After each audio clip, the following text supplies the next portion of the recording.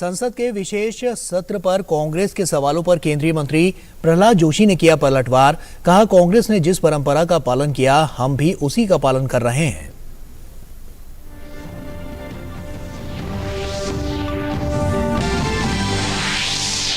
नू हिंसा मामले में अदालत ने कांग्रेस विधायक ममन खान को 2 दिन की पुलिस रिमांड पर भेजा। 17 सितंबर को होगी पेशी। पुलिस ने मामले में अब तक 60 एफआईआर की दर्ज, 330 लोगों को किया गिरफ्तार। चुनिंदा पत्रकारों के बहिष्कार पर चौतरफा घिरी विपक्षी दलों का गठबंधन। भाजपा प्रवक्ता संबित पात्रा ने कहा, पत्रकारों का विरोध कांग्रेस का रहा है इतिहास।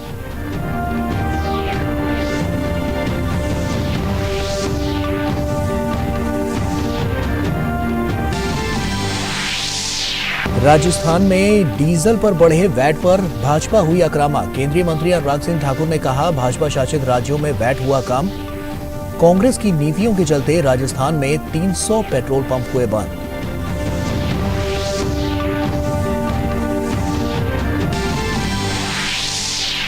अफ्रीकी देश लीबिया में बाढ़ ने मचाई तबाही। अब तक 10,000 से अधिक लोगों की हुई मौत, हजारों लोग हुए लापता। संयुक्त राष्ट्र में लीबिया के राजदूत ने विनाशकारी बाढ़ से होने वाले परिणामों की दी चेतावनी।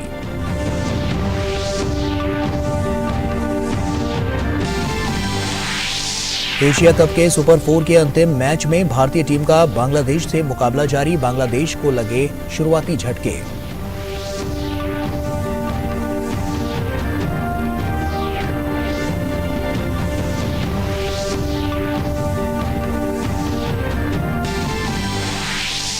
और देश के लोक प्रसारक दूरदर्शन की स्थापना के आज 64 साल पूरे हुए। 15 सितंबर 1959 को शुरू हुआ दूरदर्शन।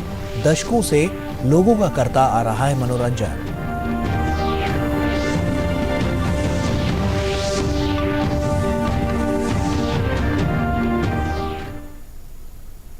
नमस्कार, आप देख रहे हैं डीडी न्यूज। आपके साथ मैं हूं गौरव श्रीवास्तव। संसद के विशेष सत्र बुलाए जाने के सवाल पर केंद्रीय संसदीय कार्य मंत्री प्रहलाद जोशी ने कांग्रेस को आड़े हाथों लेते हुए कहा कि कांग्रेस को इतना डर क्यों है। संविधान के अनुच्छेद 85 के तहत राष्ट्रपति जी समन जारी करते हैं। हम इनको 1 से 2 दिन पहले एजेंडा जरूर बताएंगे।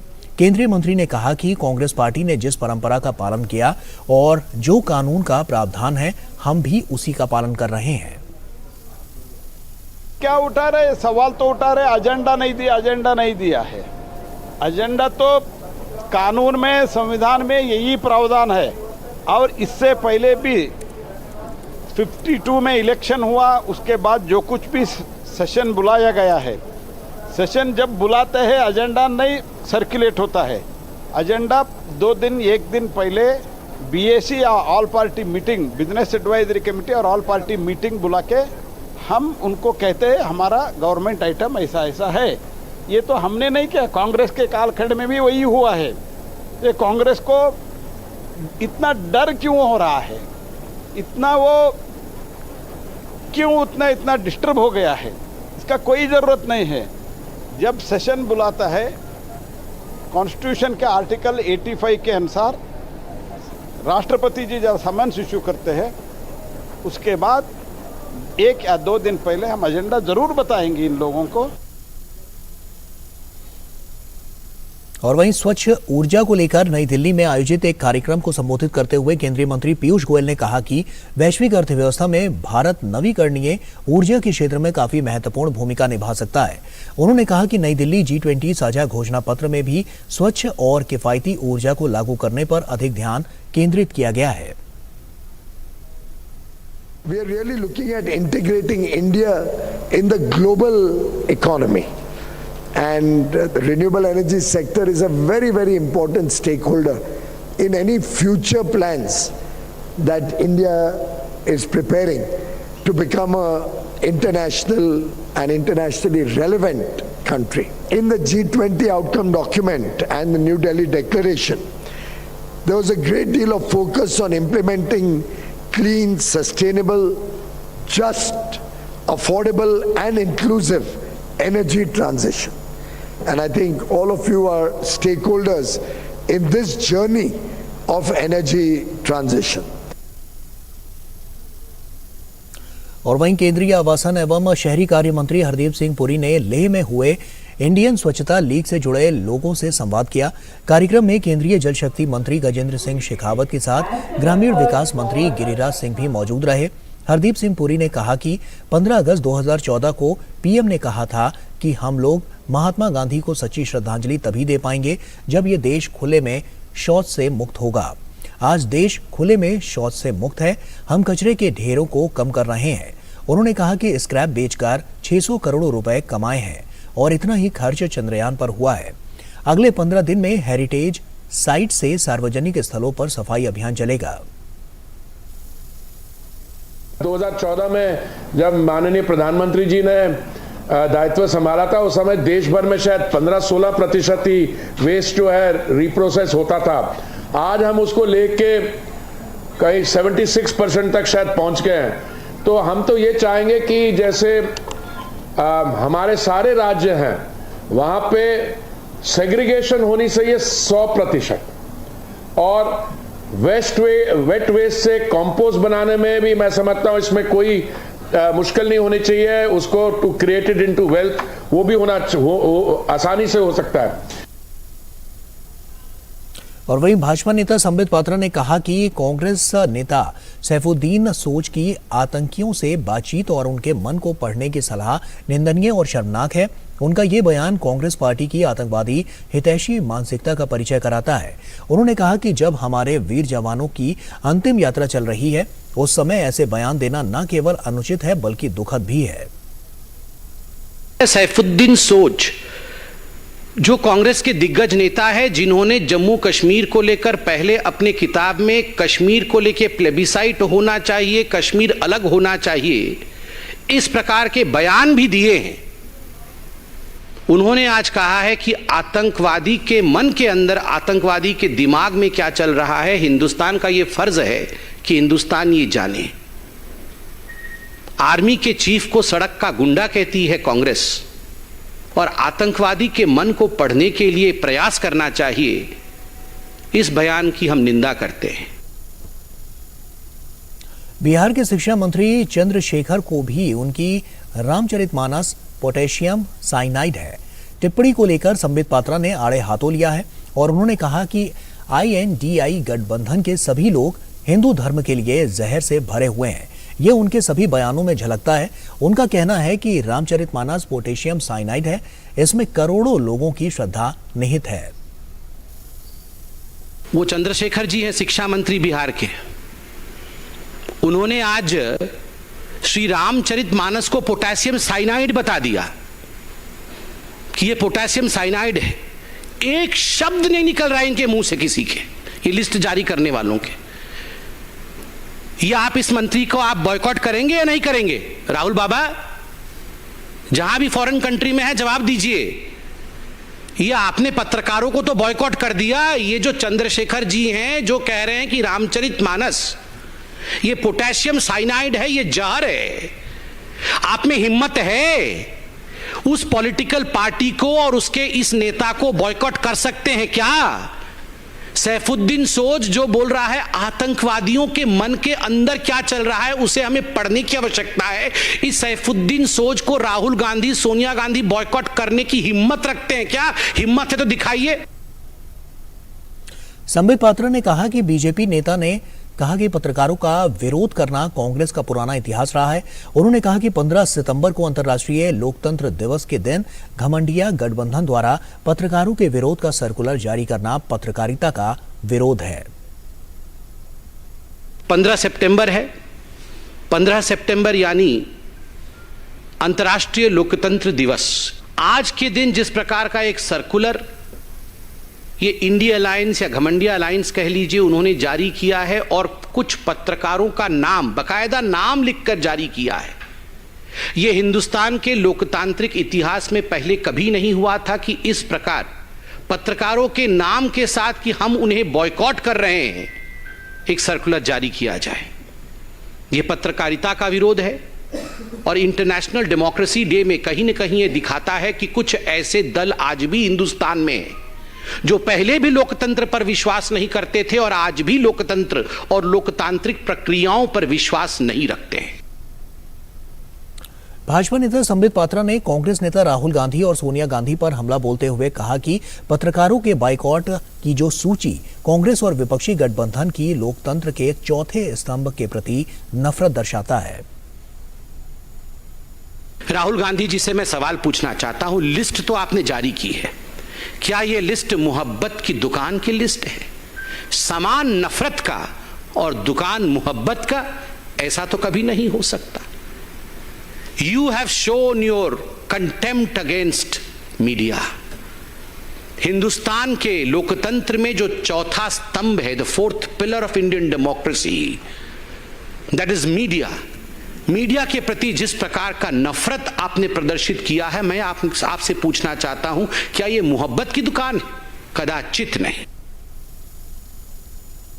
केंद्रीय मंत्री धर्मेंद्र प्रधान ने डीडी न्यूज से खास बात करते हुए कहा कि जो लोग मीडिया का बहिष्कार कर रहे हैं, ये उन लोगों की पीढ़ी है जिन्होंने आपातकाल के दौरान मीडिया को ब्लैकआउट कर दिया था।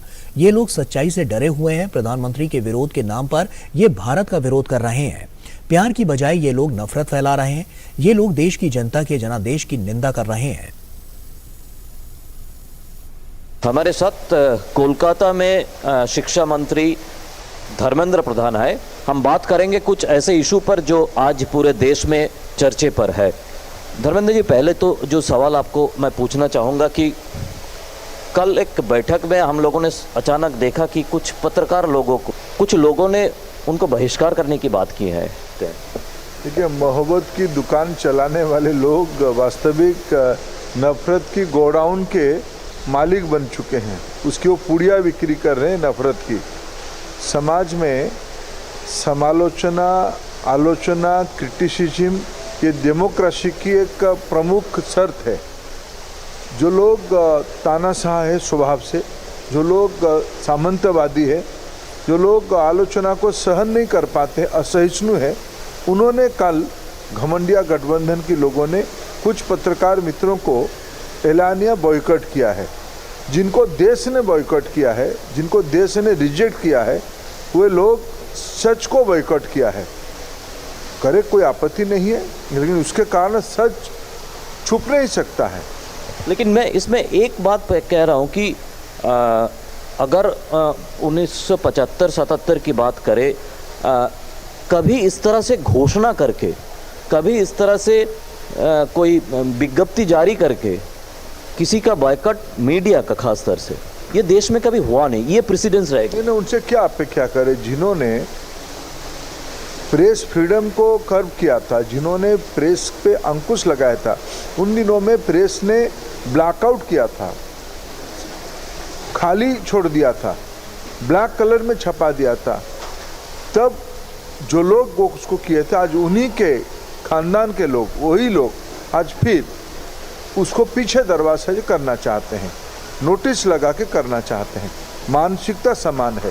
असहिष्णुता, नफरत, घृणा, विद्वेष पैदा करने वाले लोगों से और क्या अपेक्षा किया जा सके? प्रजातंत्र में हम उसको निंदा करते हैं, इसको नापसंद करते हैं। देश के प्रधानमंत्री उनकी दया से मोदी जी नहीं बने हैं, देश की आशीर्वाद से मोदी जी प्रधानमंत्री बने, यानी ये देश की जनादेश के खिलाफ है। दूसरी ओर इसको करते करते उन्होंने भारत के खिलाफ जा पहुंचे। आपने सही कहा, ये भारत को ही कटघरे में खड़ा करना चाहते हैं, देश को ही कटघरे में खड़ा करना चाहते हैं। अभी G20 समापन हुआ। G20 में 140 करोड़ भारतीय लोग गौरवान्वित हुए, चंद लोगों को छोड़ के। उनकी पेट में पीड़ा हो रहा है। कोई विदेश में इसको गाली दे रहा है, कोई देश में ये कह रहा है कि उनकी G20 भारतीयों की हुई, भारत के विचार की विजय हुई है, भारतीय मूल्यों की विचार हुई है। भारत के हर एक नागरिक जब आनंदित हो रहा है, ये सामंतवादी लोग, परिवारवादी लोग को पीड़ा हो रही है। बिल्कुल, जो धर्मेंद्र जी कह रहे थे कि ये भारत के खिलाफ चले गए और ये जो मोहब्बत की दुकान बता रहे थे, ये नफ़रत की बाज़ार में पूरी तरह से, जिस तरह से हमारी जो सहयोगी है, जो पत्रकार सहयोगी के खिलाफ इन लोगों ने कल एक प्रेस विज्ञप्ति निकाले है, ये देश के खिलाफ है, गणतंत्र के खिलाफ है। कोलकाता से प्रसेनजीत बख्शी, डीडी के लिए। और बिहार के शिक्षा मंत्री चंद्रशेखर यादव ने रामचरितमानस पर एक बार फिर से विवादित बयान देते हुए उसकी तुलना जानलेवा पोटेशियम साइनाइड से की है। हिंदी दिवस पर आयोजित कार्यक्रम के दौरान चंद्रशेखर ने कहा कि 55 तरह का व्यंजन परोसकर उसमें पोटेशियम साइनाइड मिला दीजिए तो क्या होगा। हिंदू धर्म ग्रंथ का हाल भी ऐसा ही है।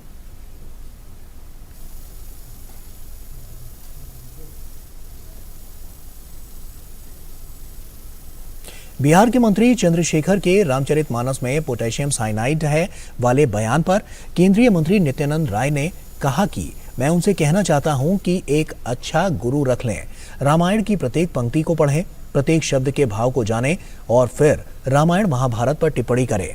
ये उनकी बीमार मानसिकता का परिचायक है, ये तुष्टीकरण का परिचायक है। साइनाइड महाभारत और रामायण नहीं है। साइनाइड तुष्टीकरण, भ्रष्टाचार और अपराधियों को शरण देने वाली सरकारें हैं। एक अच्छा गुरु रख ले, रामायण की एक एक पंक्ति को पढ़ें, एक एक शब्द के भाव को जानें, तब रामायण महाभारत पर जिस पर भी आपत्तिजनक कोई शब्द बोलते हैं, टिप्पणियां करते हैं, बोलें। रामायण पर उन्होंने जो बोला है महाभारत पर ही बोलते रहते हैं। उनको यह बात बोलना ही नहीं चाहिए। यह उनकी बीमार मानसिकता का, बीमार मन का परिचायक है। यह परिचायक है तुष्टीकरण का, जो तुष्टीकरण की बात करके सनातन और हिंदू धर्म के महाग्रंथ को गाली देकर, अपमानजनक बात कहकर हम वोट इकट्ठा कर ले। और उन्होंने साइनाइड बोला। साइनाइड महाभारत और रामायण नहीं है। साइनाइड तुष्टीकरण की विचारधारा साइनाइड है। बिहार के शिक्षा मंत्री चंद्रशेखर यादव के रामचरितमानस पर दिए गए विवादित बयान पर भाजपा नेता गिरिराज सिंह ने विपक्ष पर निशाना साधा है। भाजपा नेता गिरिराज सिंह ने कहा कि उदयनिधि स्टालिन के कड़ी में लालू नीतीश कैसे पीछे रह सकते थे। उन्होंने ये भी कहा कि अब सनातन जाग चुका है और आने वाले समय में इनका हिसाब करेगा। बॉम्बे की बैठक के बाद, पहली और दूसरी बैठक के बाद ये तय कर लिया, एजेंडा बना लिया कि सनातन हिंदुओं को समाप्त करना है। ये ठेका पहले स्टालिन के कुनमा को दिया गया। अब लालू यादव और नीतीश कुमार कैसे पीछा होते। इनके कुनमा ने तो कह दिया कि ये धार्मिक पुस्तक रामायण साइनाइड है, साइनाइड को जीभ पर लेने से लोग मर जाते हैं। इसीलिए आप ये कह रहे हैं क्योंकि आपने हिंदुओं को जात में बांट करके वोट की राजनीति कर रहे हैं। लेकिन भूले नहीं, अगर ये हमें सिखाने की जरूरत नहीं है। हिंदू जग चुके हैं, एक एक पाई का हिसाब लेंगे। पहले स्टालिन ने शुरू किया खत्म करने का, अब लालू यादव, नीतीश कुमार ने किया। उधर लोजपा नेता चिराग पासवान ने भी बिहार के शिक्षा मंत्री चंद्रशेखर यादव को आड़े हाथों लिया। उन्होंने कहा कि शिक्षा मंत्री बिहार में शिक्षा के अलावा हर चीज पर ध्यान दे रहे हैं। जिस राज्य में समय पर पाठ्यक्रम समाप्त नहीं होता हो, वहां पर शिक्षा को छोड़कर इस तरह का विवादित बयान देना साफ दर्शाता है कि ये नफरत फैलाने का कार्य है। मेरी समझ के परे कि शिक्षा मंत्री की भूमिका बिहार में शिक्षा के सुधार को लेकर है या छात्रों में बंटवारे को लेकर है। जिस तरीके से शिक्षा मंत्री के बार बार इस तरीके से विवादित बयान आते हैं, पहली बात तो आपको छात्रों की चिंता नहीं। आप एक ऐसे प्रदेश के शिक्षा मंत्री हैं जहां पे सालों साल तक कोर्सेज समाप्त नहीं होते, जहां पे प्राइमरी एजुकेशन बद से बदतर होती जा रही है, जहां पर भवन ही नहीं है बच्चों के बैठने के लिए, बेंचेस ही नहीं है बच्चों के बैठने के लिए। उस पर ध्यान केंद्रित करने के अलावा शिक्षा मंत्री का ध्यान हर चीज़ पर रहता है। इस तरीके के विवादित बयान देने से कोई भी सामान्य व्यक्ति भी ये बताएगा कि सिर्फ समाज में बंटवारे की भावना उत्पन्न होगी। सामाजिक न्याय अधिकारिता राज्य मंत्री नारायण स्वामी आज शाम को काशी में दिव्य कला मेले का उद्घाटन करेंगे। उनसे बात की हमारे संवाददाता हरिकेश सिंह बहादुर ने। काशी में सामाजिक न्याय अधिकारिता के जो केंद्र का मंत्रालय है, उसके राज्य मंत्री ए नारायण स्वामी जी काशी में हैं और आज शाम को ही दिव्य कला मेला का उद्घाटन करेंगे, जो कि बनारस का जो मध्य है टाउन हॉल, वहाँ पे लगाया जाएगा। सर, ये जो दिव्य कला मेला है जिसका उद्घाटन आप शाम को करने जा रहे हैं, क्या है ये और कितने दिनों तक चलेगा? This Divya Kala Mela especially for the Divangas. We are just this Divya Kala Mela, we are giving loans to the all the Divyangas who need some financial help from the National Divyanga Development Finance Corporation. Through our corporation and our national agency, to the banks, we are giving loans to the, and we are giving skill training program, the Divangas also. Especially today, we are also celebrating the International Democracy Day in the entire world. At the same time, we are also celebrating that Engineers Day. At this moment, we are conducting the Divya Kala Mela, and it will continue, because it will continue in the entire country. We are going to distribute the loans to the National Divyanga Development Corporation. This is a special program, program by the Government of India, that to the Social Justice and Empowerment Department. My Cabinet Ministers is inaugurating 10 to 12 Divya Kala Melas in the country, and this is specially the concept of Prime Minister Narendra Modi ji sir. 17 तारीख को आपके प्रधानमंत्री, आपके नेता का जन्मदिन भी है, तो 17 तारीख को कुछ विशेष है इस मेले में? Yeah, definitely. Not only we are giving loans to these people, we are also distributing entire country heads and appliances to all the Divyangas in the country on the 17th of the birthday of Narendra Modi ji birthday. प्रधानमंत्री के जन्मदिन पर एक योजना के तहत पूरे देश में वितरण किया जाएगा, लोन वितरण किया जाएगा, और ये दिव्य कला मेला है, ये खास है दिव्यांगों के लिए पूरे देश की। और अब बात मेरी माटी मेरा देश अभियान की।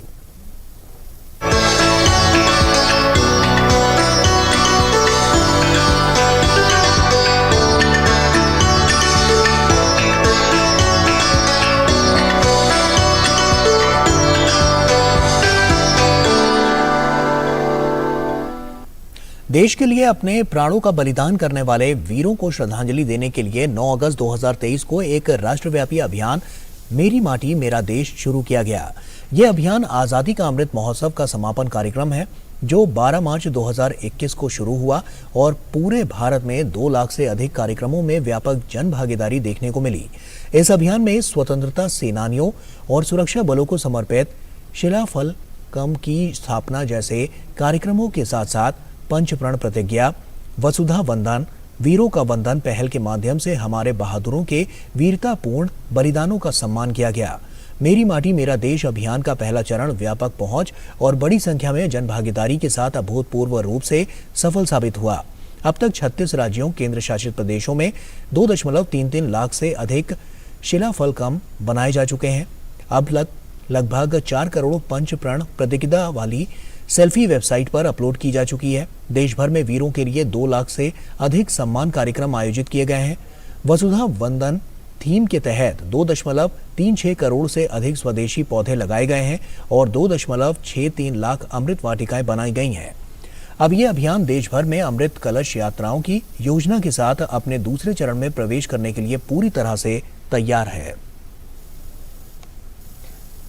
केंद्रीय सूचना प्रसारण मंत्री अनुराग सिंह ठाकुर महाराष्ट्र के मुंबई में आयोजित मेरी माटी मेरा देश कार्यक्रम में शरीक हुए। कार्यक्रम में उन्होंने कहा कि अमृत महोत्सव के अंतिम कार्यक्रम के रूप में देश के 30 करोड़ घरों की मिट्टी से देश की राजधानी नई दिल्ली में इंडिया गेट के पास स्मारक बनेगा। आजादी का अमृत महोत्सव पूरे देश भर में धूमधाम से मनाया गया और उसका एक जो कहते हैं अंतिम कार्यक्रम के रूप में देश के हर घर से, हर गांव से माटी एकत्रित की जा रही है और लगभग 30 करोड़ घरों से अमृत कलश यात्रा के माध्यम से मिट्टी इकट्ठी की जाएगी और ब्लॉक लेवल से होते हुए राज्य की राजधानी और फिर देश की राजधानी दिल्ली में कर्तव्य पथ पर इंडिया गेट के पास एक अमृत वाटिका बनेगी और एक आजादी का अमृत महोत्सव स्मारक यानी कि मेमोरियल बनेगा। और वहीं अनुराग ठाकुर ने मेरी माटी मेरा देश कार्यक्रम को अपनी जड़ों से जोड़ने का कार्यक्रम बताया। गांव में भी अमृत वाटिकाओं का 75 पेड़ लगाए जाएंगे। शिला फलकम स्कूलों में बनाए जाएंगे, जहां पर शहीदों को वंदन और मिट्टी को नमन करना और मेरा माटी मेरा देश कहीं ना कहीं हमें अपनी जड़ों से जोड़ने के लिए, माँ भारती के उन वीर सपूतों को, शहीदों को वंदन करने के लिए और मिट्टी को नमन करने के लिए बहुत बड़ा कार्यक्रम प्रधानमंत्री मोदी जी ने शुरुआत की है। और वहीं इससे पहले राजस्थान के उदयपुर में आज केंद्रीय मंत्री अनुराग सिंह ठाकुर ने एक प्रेस वार्ता के दौरान राजस्थान की सरकार पर निशाना साधते हुए कहा कि राजस्थान में पेट्रोल डीजल के दाम सबसे अधिक हैं। विपक्ष शासित राज्यों में सरकार ने अपना वैट बढ़ाया है, वहीं भाजपा शासित राज्यों ने कम किया है।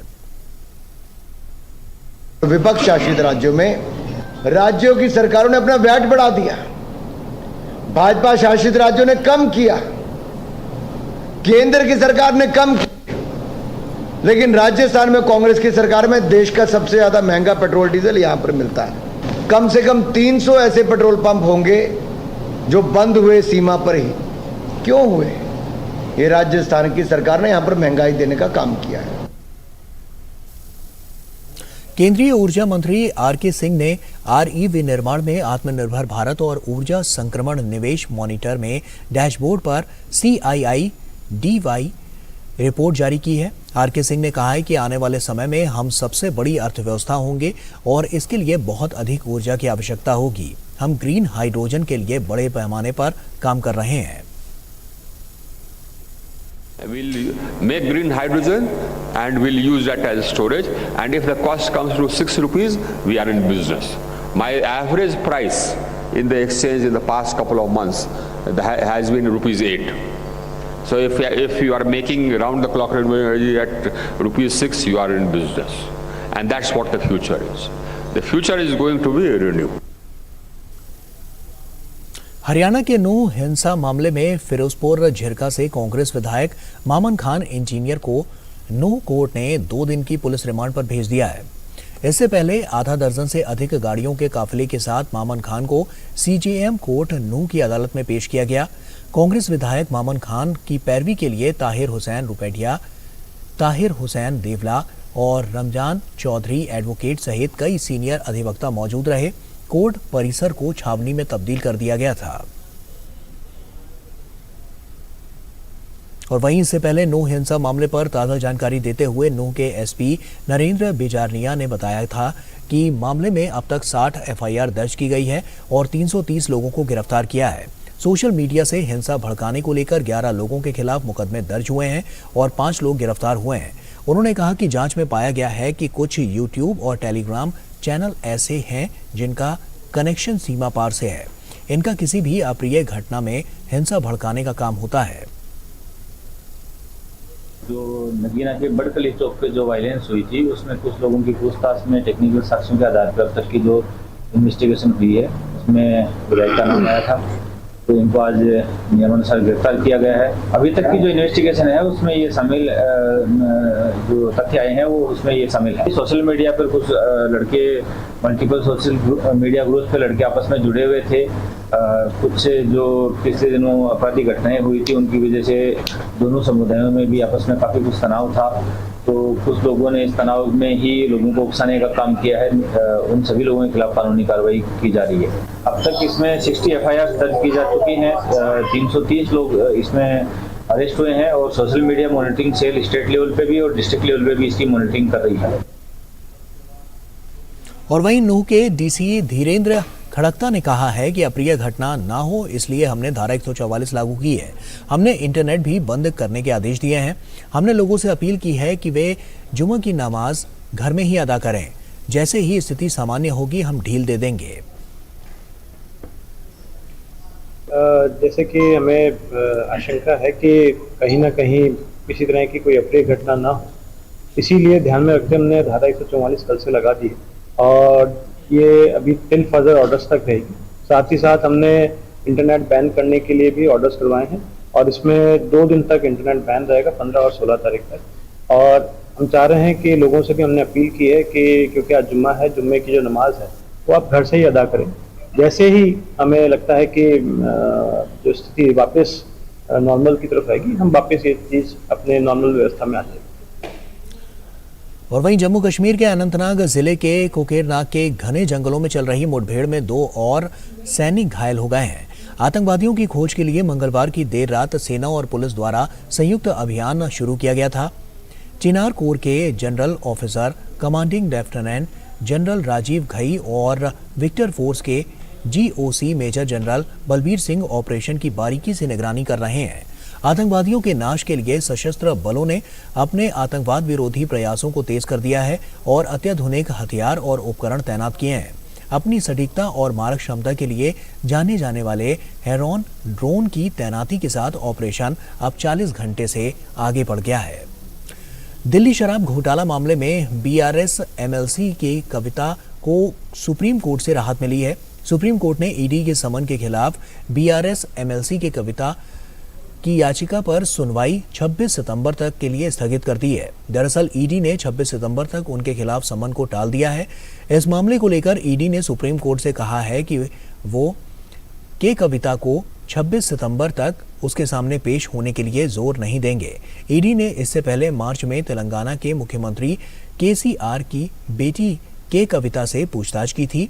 20 मार्च को कविता को ED के समन वहां पर जारी किया था और इस दौरान कविता ने कहा कि उन्होंने सुप्रीम कोर्ट में याचिका दाखिल हुई है, लेकिन वो अभी लंबित हैं, जिसके कारण वो एजेंसी के सामने पेश नहीं हुई थी। और वक्त यहां पर एक छोटे से ब्रेक का है, जल्द लौटते हैं। प्राचीन काल से आधुनिक भारत तक हमारे देश की प्रगति और राष्ट्र निर्माण में विश्वकर्मा का बहुमूल्य योगदान रहा है, लेकिन प्रोत्साहन की कमियों ने इन्हें मुख्य धारा से दूर रखा। हमारे विश्वकर्मा भाई बहनों को समाज में नई पहचान और उचित सम्मान दिलाने के लिए हमारे प्रधानमंत्री श्री नरेंद्र मोदी जी 17 सितंबर को PM विश्वकर्मा का शुभारंभ करेंगे। हमारे सुथार हो, हमारे सोनार हो, हमारे राजमिस्त्री हो, ऐसे लोगों को एक नई ताकत देने के लिए विश्वकर्मा जयंती पर विश्वकर्मा योजना लॉन्च करेंगे। विश्वकर्मा भाई बहन अपने नजदीकी जन सेवा केंद्र जाकर PM विश्वकर्मा में आवेदन कर सकते हैं, जो कि बिल्कुल मुफ्त है। आवेदन की जांच और अंतिम चयन होने पर मूर्तिकार, लोहार, कुम्हार समेत 18 प्रकार के कारीगरों और शिल्पकारों को ट्रेनिंग, टूल किट, बिना गारंटी के सस्ता लोन और अन्य लाभ मिलेंगे। हुनर से होगा देश का नव निर्माण। PM विश्वकर्मा।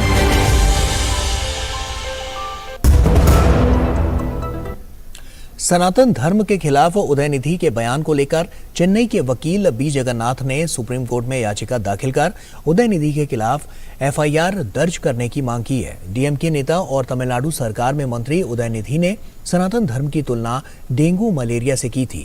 याचिका में चेन्नई में 2 सितंबर को आयोजित सनातन उन्मूलन सम्मेलन आयोजन की जांच और ऐसे कार्यक्रमों की फंडिंग करने वालों का पता लगाने की भी मांग की गई है। याचिकाकर्ता का कहना है कि भविष्य में ऐसे आपत्तिजनक बयान देने पर रोक लगे। आज वकील की ओर से CJI के सामने जल्द सुनवाई की मांग की गई थी, लेकिन CJI ने अभी कोई सुनवाई की तारीख देने से इनकार करते हुए कहा कि पहले याचिकाकर्ता इसके लिए जरूरी औपचारिकताएं पूरी करके आए।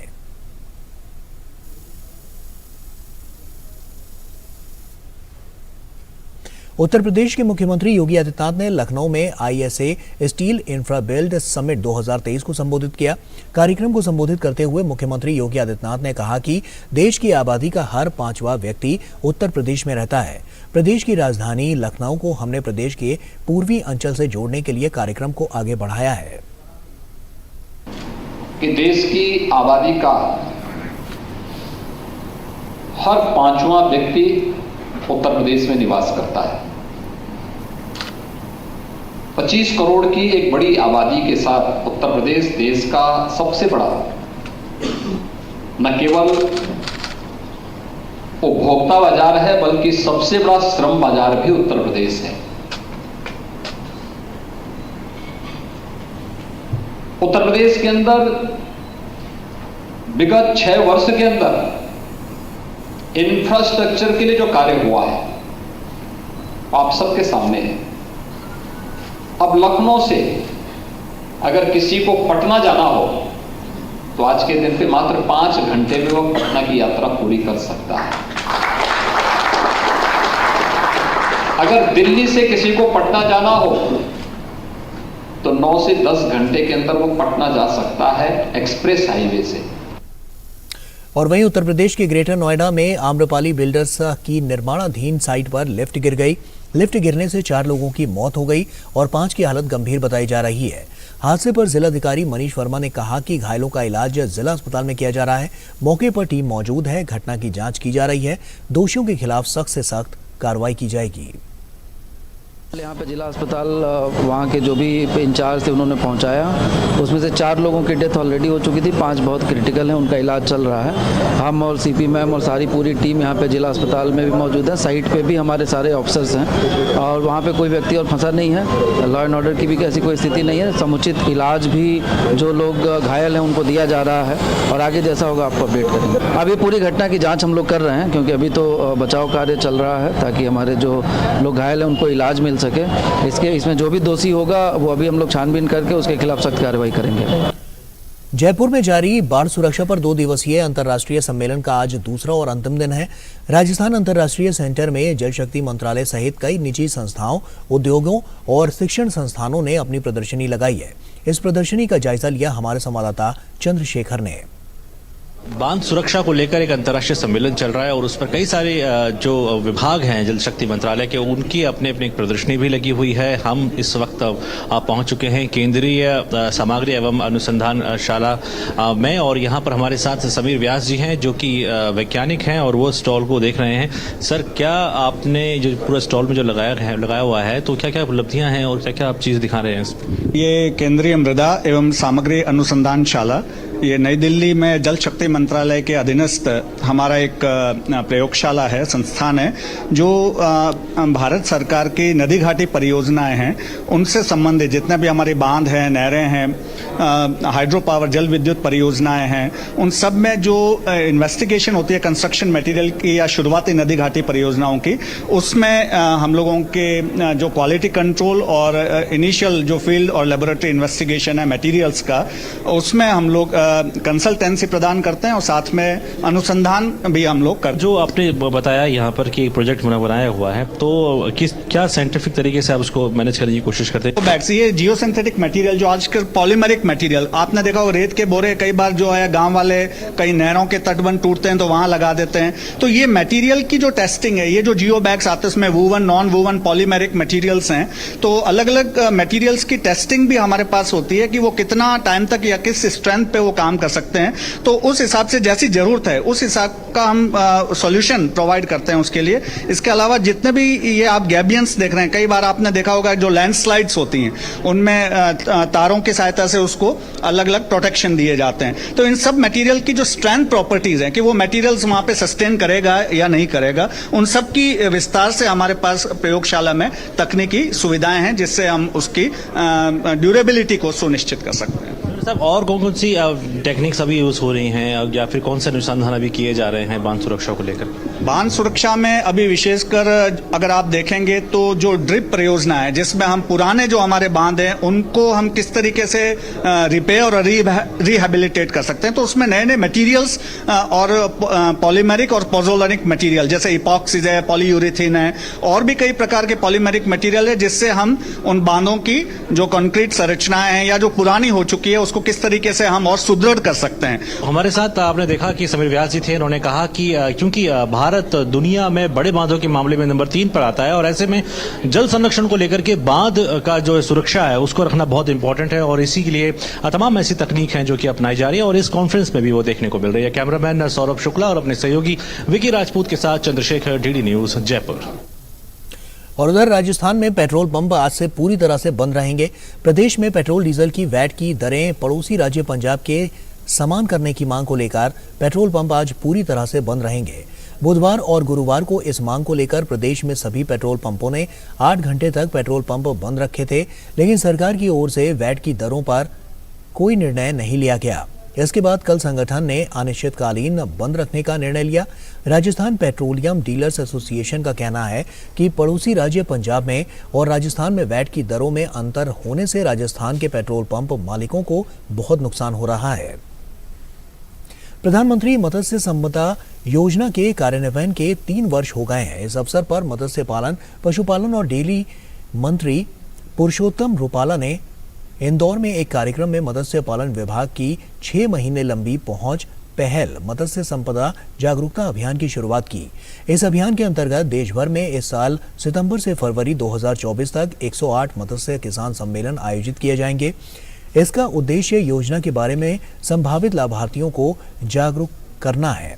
जागरूकता पैदा करने के लिए और 2.8 करोड़ मछली किसानों और 3,477 तटीय गांवों तक पहुंचना है। अभियान का उद्देश्य देश भर में मत्स्य पालन विभाग और इसके क्षेत्रीय संस्थानों की 9 वर्षों की उपलब्धियों और सफलता की कहानियों की जानकारी देना और ज्ञान का प्रसार करना भी है। पुरुषोत्तम रूपाला ने PMMSY के तहत विभिन्न परियोजनाओं का भी उद्घाटन किया। 1 लाख टन के प्रोडक्शन में से 3 साल में 3 लाख टन प्रोडक्शन पे मध्य प्रदेश पहुंच गया। ये ऐसे समाचार सुनने से ऐसा लगता है कि प्रधानमंत्री जी ने जो सोचकर इसको स्वतंत्र मंत्रालय बनाया, उसके पीछे कुछ सोच होगी उनकी कि इस क्षेत्र में पोटेंशियल है, इस क्षेत्र में क्षमता है, इस क्षेत्र को जरूरत है। ऐसा सोच के उन्होंने जो मंत्रालय बनाया और प्रधानमंत्री मत्स्य संपदा योजना 20,000 करोड़ की लागू की, तो आज यहाँ बैठे कई चेहरों के ऊपर जो मुस्कान दिख रही है, वो मुस्कान को मोदी जी ने भांप लिया था। आज इसको धरती पर उतरते हुए देखकर मुझे बड़ी प्रसन्नता हो रही है। मत्स्य पालन, पशुपालन और डेयरी मंत्रालय और सूचना और प्रसारण मंत्रालय में राज्य मंत्री एल मुरुगन ने मत्स्य क्षेत्र को उभरता हुआ क्षेत्र बताया। उन्होंने कहा कि प्रधानमंत्री नरेंद्र मोदी ने इस योजना के लिए 20,000 करोड़ रुपए मंजूर कर देश के मछुआरों को संजीवनी दी है। प्रधानमंत्री जी श्री नरेंद्र मोदी जी ने प्राइम मिनिस्टर प्रधानमंत्री मत्स्य संपदा योजना पहली बार हमारा का दिया। 20,000 करोड़ इन्वेस्टमेंट करके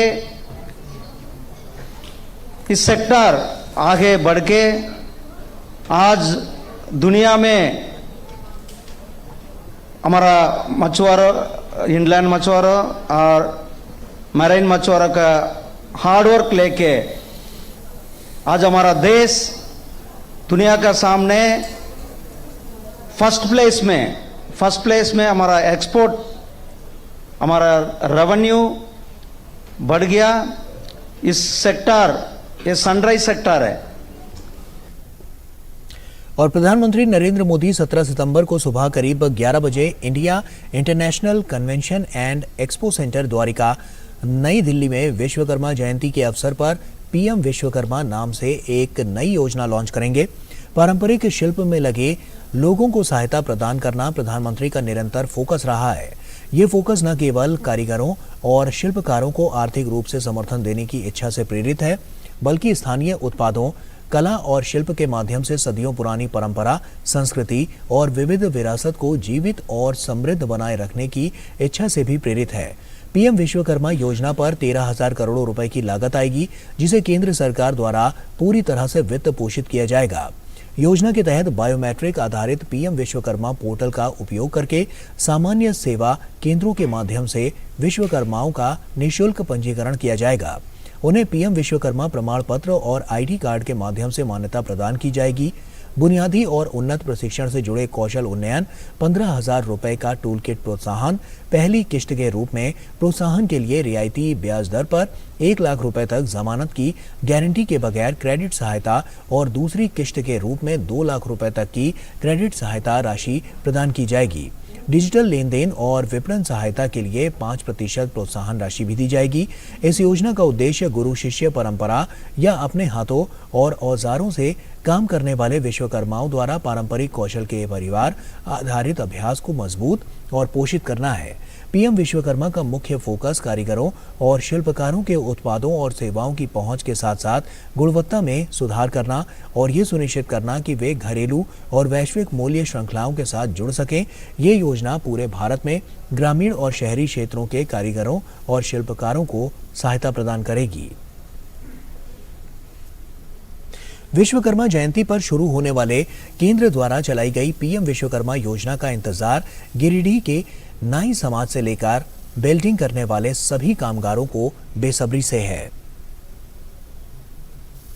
प्रधानमंत्री विश्वकर्मा योजना का बेसब्री से गिरिडीह के कामगारों को इंतजार है। इस योजना ने उनके मन में नई आस को जन्म दिया है। गाड़ी की वेल्डिंग करने वाले श्याम विश्वकर्मा के मन में इस योजना से नई ऊर्जा का संचार हुआ है। वह प्रधानमंत्री के इस काम के लिए उन्हें तहे दिल से धन्यवाद कर रहे हैं। मैं श्याम विश्वकर्मा प्रधानमंत्री जी को धन्यवाद देता हूँ। विश्वकर्मा पूजा के शुभ अवसर पर 17 तारीख को जो प्रधानमंत्री जी आम जनता के लिए देशवासियों के लिए जो कर रहे हैं बढ़िया कर रहे हैं, जो ला रहे हैं वो देशवासियों के लिए बढ़िया है। गाड़ियों की वेल्डिंग का काम करने वाले विनोद कुमार का कहना है कि प्रधानमंत्री नरेंद्र मोदी हमेशा गरीबों के कल्याण के लिए तत्पर रहते हैं। ये योजना भी गरीबों का भाग्य बदलेगी। साथ ही विश्वकर्मा समाज के लिए ये योजना कल्याणकारी साबित होगी। नरेंद्र मोदी जी को धन्यवाद देना चाहता हूँ, जो कि 17 सितंबर को विश्वकर्मा समाज के लिए एक नई योजना लेकर आ रहे हैं। इसमें विश्वकर्मा समाज के लोगों के लिए काफी लाभ। 17 सितंबर को आने वाली विश्वकर्मा योजना का लाभ नाई का काम करने वालों को भी मिलेगा।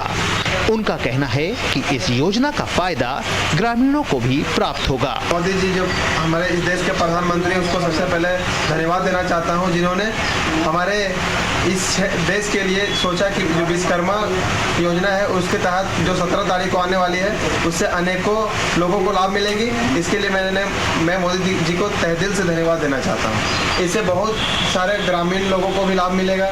आगामी 17 सितंबर को भगवान विश्वकर्मा जयंती के मौके पर प्रधानमंत्री नरेंद्र मोदी विश्वकर्मा समाज के उत्थान के लिए लगभग 13,000 करोड़ रुपए की इस योजना की शुरुआत करेंगे।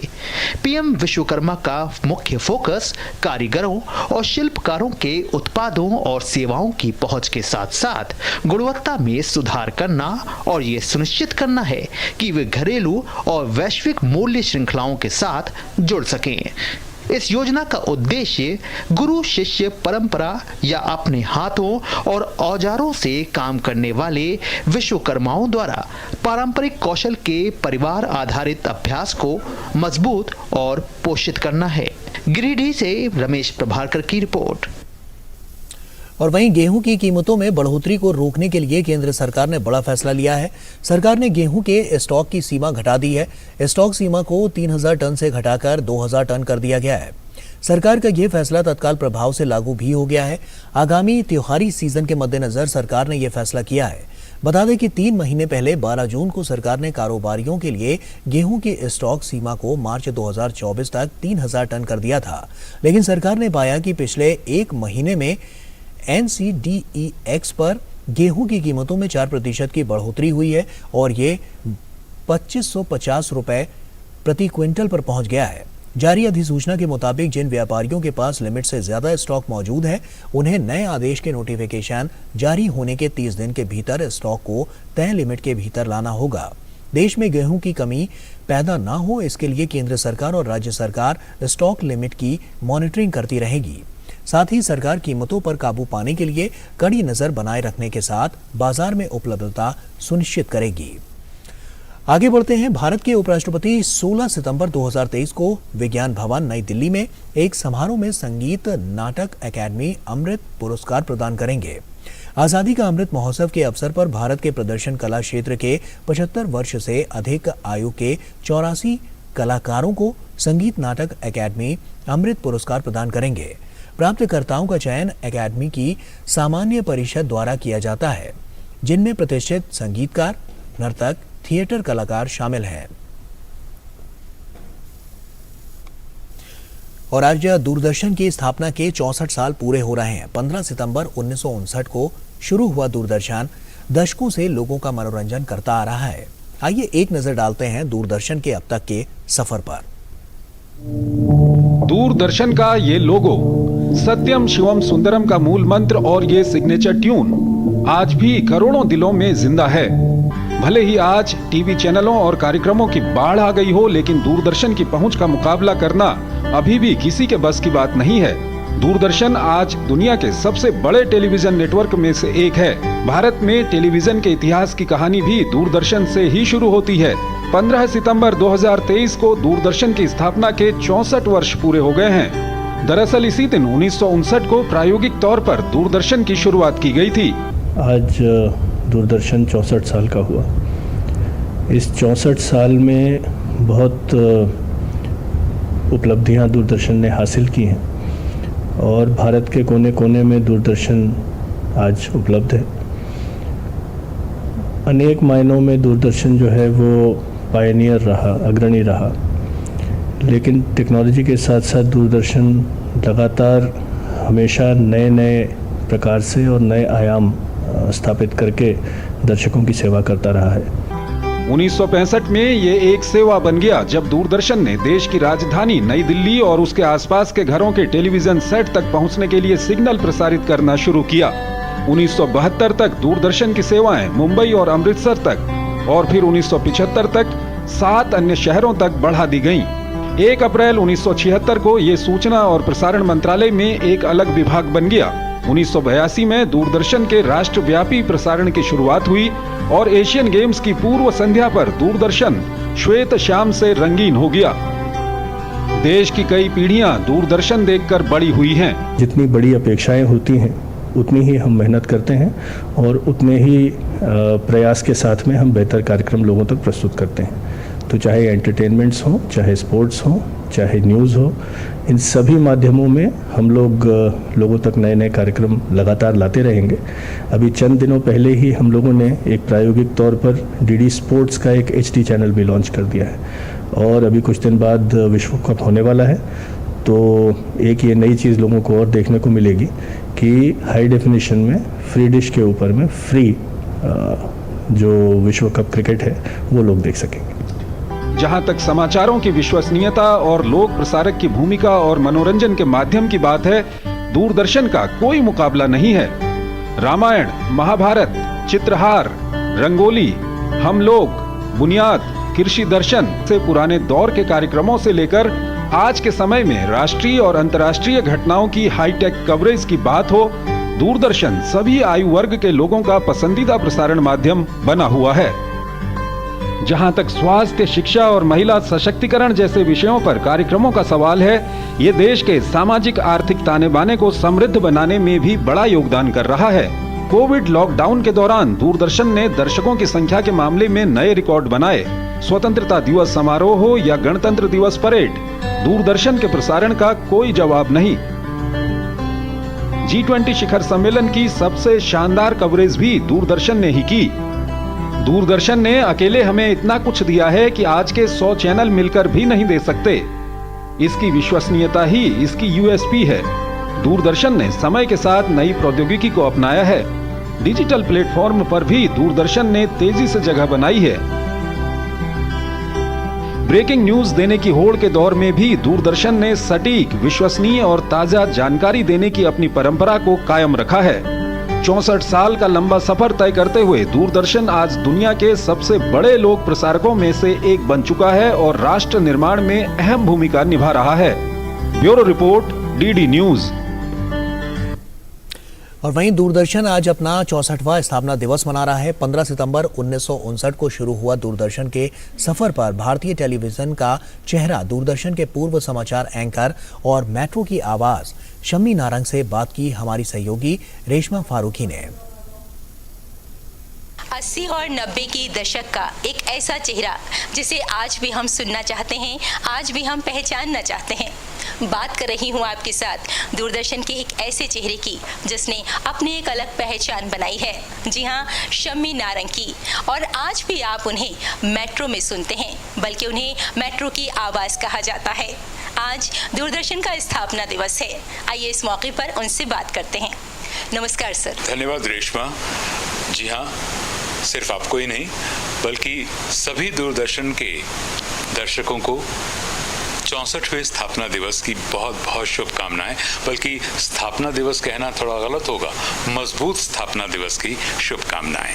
टेलीविजन की बात की जाए, टेलीविजन के इतिहास की बात की जाए, वो भी हिंदुस्तान में, तो पूरे का पूरा श्रेय दूरदर्शन को ही जाता है। दूरदर्शन ने जो हमारे देश की सभ्यता है, जो संस्कृति है या भाषा है, उसे न सिर्फ सहेज के रखा है बल्कि उसके प्रसार में भी अपनी एक अलग भूमिका निभाई है।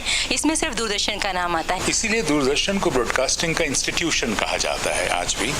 और मतलब आज जितने भी आप बेहतरीन, चाहे वो प्रोड्यूसर्स हैं, चाहे डायरेक्टर्स हैं, या टेलीविजन से मुतालिक जितने भी लोग हैं जो जाने माने हैं और जिनको सही मायनों में आवाम प्यार भी करती है आज भी, तो सच पूछिए तो वो दूरदर्शन की कोख से ही पैदा हुए हैं। दूरदर्शन ने उसी संस्कृति को, उसी धरोहर को, उसी चरित्र। नमस्कार, अब समाचार विस्तार से। अभिनय हो, मस्ती हो, लेकिन ये सब एक जगह कहाँ हो सकता है? अजी बिल्कुल हो सकता है। कहाँ?